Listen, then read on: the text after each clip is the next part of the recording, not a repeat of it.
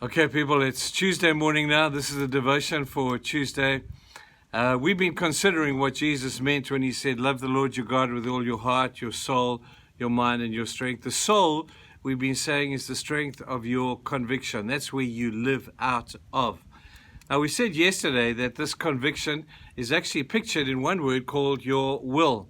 Your will is the product of that which you are carried by way of conviction, and it always results in an action. Sometimes God has to break a stubborn will.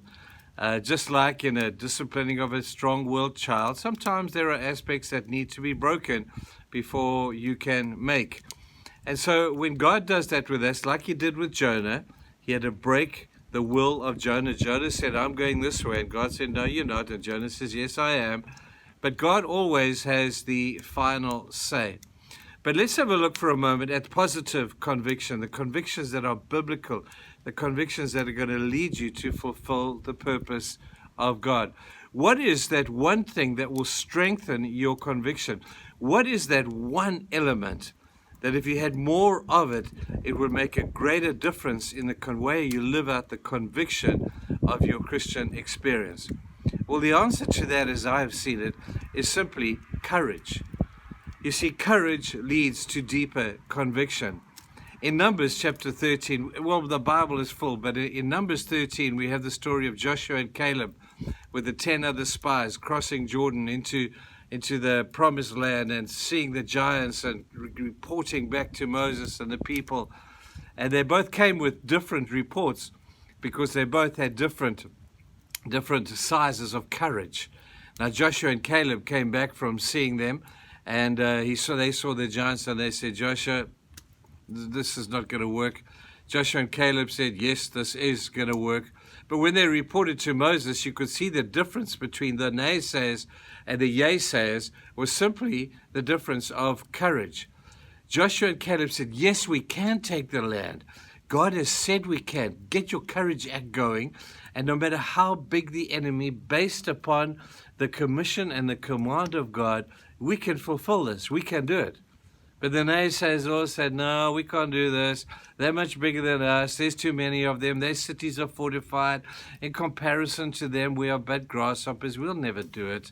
And the simple difference between these two groups of people was courage.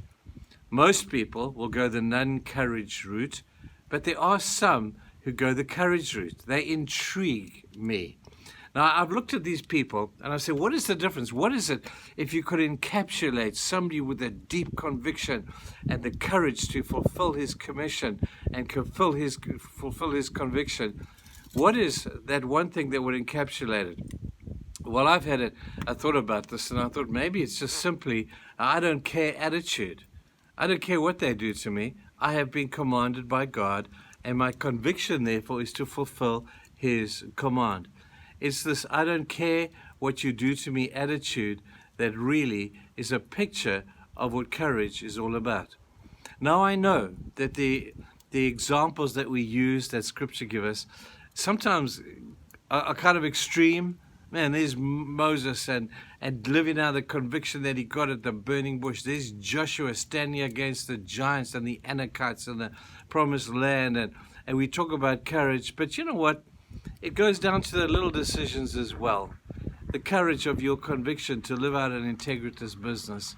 The courage of your conviction to love your wife as you should, to raise your children in a godly home. There is courage that needs to go with your conviction in order to make it fulfill the purpose for which God has said that it should do.